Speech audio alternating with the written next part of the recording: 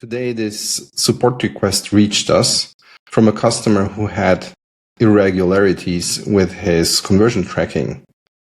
And the reason was that he built a custom purchase confirmation page for his WooCommerce shop that didn't properly follow WooCommerce standards.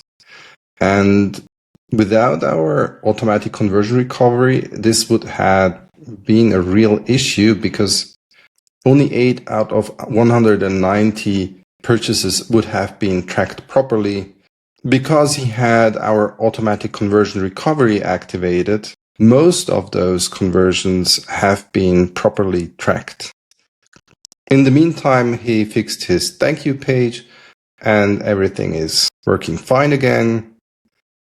This is a nice testament how our ACR can step in whenever necessary and keep you covered.